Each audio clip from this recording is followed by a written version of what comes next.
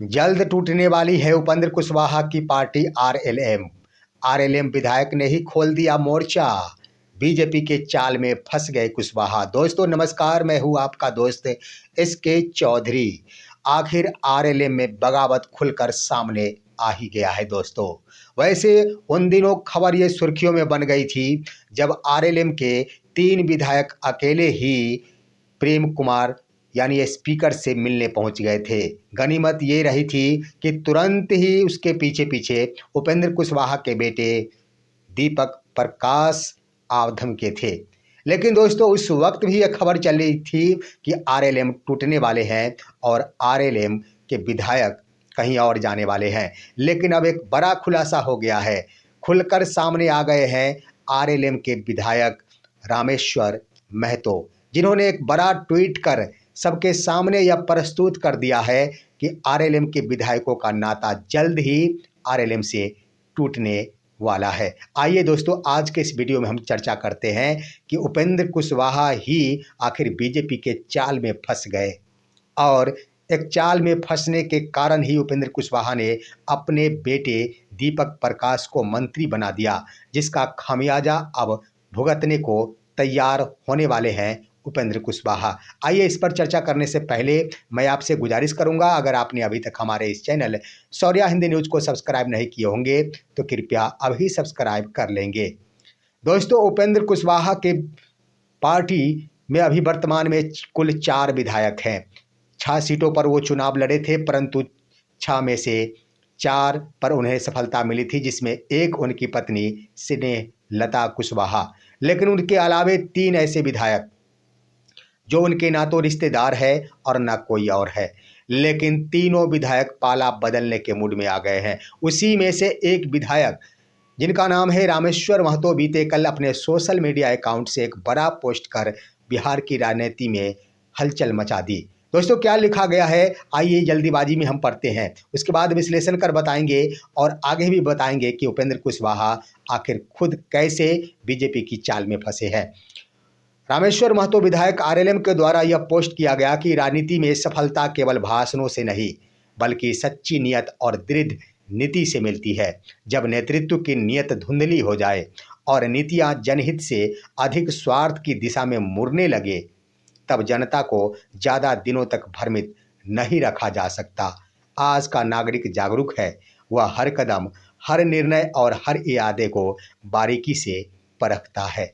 यानी ये क्या लिखा गया है दोस्तों, शीर्ष नेतृत्व के बारे में चर्चा कर दी गई कि शीर्ष नेतृत्व की नियत ही धुंधली हो जाए और नीतियां जनहित से अधिक स्वार्थ की दिशा में मुड़ जाए। इसका मतलब सीधे सीधे अर्थ उपेंद्र कुशवाहा के बेटे दीपक प्रकाश को लेकर है। उपेंद्र कुशवाहा की नियत पर सवाल उठा दिया गया कि उनकी नियत जनहित की दिशा से मुड़कर अब अपने स्वार्थ की दिशा में चला गया।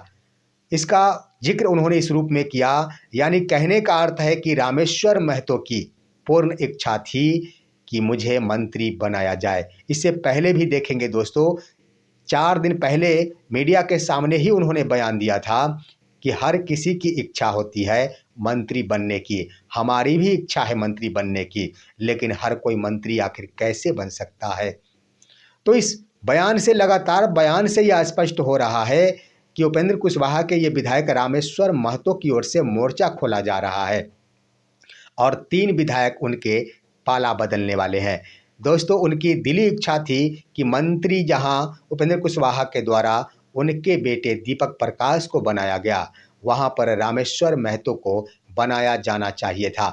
लेकिन आखिर उपेंद्र कुशवाहा अपने बेटे को सीधे ही ना कोई सदस्य है विधानसभा के और ना ही विधान परिषद के, और उन्होंने अपने बेटे को मंत्री पद का शपथ दिलवा दिया था। उसी वक्त से आग सुलगनी शुरू हो गई और उपेंद्र कुशवाहा की पार्टी का आज की हालात है कि उनका प्रदेश स्तरीय जो भी पदाधिकारी का पद है वह भंग हो चुका है। वैसे देख लेंगे आज दोस्तों तो उनके राष्ट्रीय उपाध्यक्ष भी पहले ही इस्तीफा दे चुके हैं, तो महासचिव भी इस्तीफा दे चुके हैं। प्रदेश कार्यकारिणी पूरी तरह भंग हो चुकी है। उन्होंने भंग कर दिया था जब उनके पदाधिकारियों के द्वारा इस्तीफा का सिलसिला शुरू हुआ था। तो यहाँ पर देख लिया जाए कि आखिर उपेंद्र कुशवाहा कैसी हालात से गुजर रहे हैं। यहाँ पर उन्होंने क्या ये कौन सी बड़ी गलती कर दी अपने बेटे दीपक प्रकाश को मंत्री बनाकर, यह सोचने को मजबूर है उपेंद्र कुशवाहा। दरअसल दोस्तों यहाँ पर गौर करेंगे तो उपेंद्र कुशवाहा खुद बीजेपी के चाल में फंस चुके हैं, बीजेपी के चाणक्य के चाल में फंस चुके हैं। वो चाल कौन सी थी दोस्तों? उपेंद्र कुशवाहा की ये मनसा नहीं थी कि वो अपने बेटे को मंत्री पद का शपथ दिलाए। आप गौर करेंगे जिस तिथि को शपथ ग्रहण का कार्यक्रम हो रहा था उस समय अचानक ही दीपक प्रकाश एयरपोर्ट से उतरकर सीधे ही शपथ ग्रहण समारोह में पहुंचे थे और वहां जाकर वो शपथ ग्रहण समारोह में शामिल हुए थे और मंत्री पद की शपथ लिए थे। इसके पीछे के कारण दोस्तों देखेंगे तो पहले से हर जितने भी घटक दल हैं एनडीए के, उनके मंत्रालयों की बातें हो चुकी थी।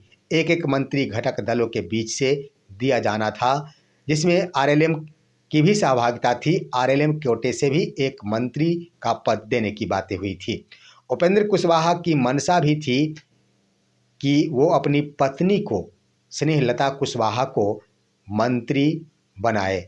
साथ ही साथ यही जो रामेश्वर कुशवाहा है उनकी भी चर्चा चल रही थी कि उन्हें भी मंत्री पद का शपथ दिलाया जा सकता है, लेकिन उनके दिमाग को मोड़ दिया गया था बीजेपी के चाणक्य के द्वारा।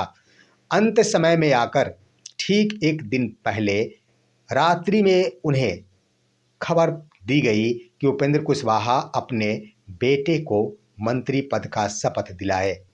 यहाँ पर उपेंद्र कुशवाहा न आगे सोचे न पीछे सोचे, उन्होंने बस यही सोच डाली कि शायद एनडीए का घटक दल होने के नाते मेरे लिए, मेरे बच्चों के भविष्य के लिए अच्छी सोच विकसित की जा रही है और हमें आगे की ओर बढ़ाया जा रहा है।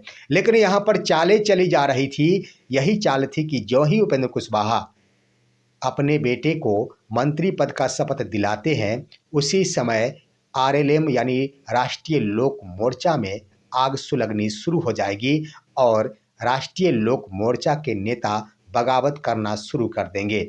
और वही हुआ कि शपथ ग्रहण के ठीक अगले दिन से ही बगावत प्रारंभ हो गई।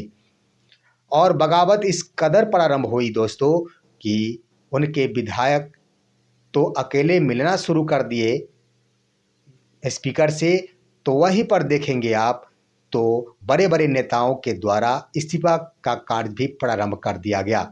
सबसे पहले तो जदयू के नीरज कुमार जो एनडीए सरकार के ही एक विधायक जो एमएलसी है, उन्हीं के द्वारा बयानबाजी शुरू कर दी गई थी। उन्होंने ही आखिर उपेंद्र कुशवाहा के ऊपर बड़ा सवाल उठा दिया था। सबसे पहला बयान आखिर जदयू की ओर से ही प्रारंभ हुआ था।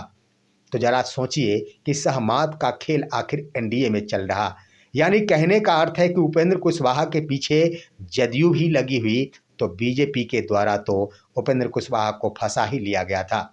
इस दिशा में आप देखेंगे दोस्तों तो आखिर जो विधायक हैं आरएलएम के वो कहाँ जाने वाले हैं, इस पर अगर गौर किया जाए तो भले ही उपेंद्र कुशवाहा के द्वारा लगातार ही नीतीश कुमार की बातें की जाती है, नीतीश कुमार के पक्ष में बातें की जाती है, लेकिन अगर बीजेपी के मनसा को परखेंगे और साथ ही साथ आरएलएम के विधायकों के पोस्टों को आखिर देखेंगे, उनके बयानों को परखेंगे, तो स्पष्ट हो जाता है कि आरएलएम के 3 विधायक नीतीश कुमार के साथ नहीं बल्कि बीजेपी के साथ जा सकते हैं और इसकी भी संभावना है कि यह क्रियाएं बहुत ही जल्द होने वाली है।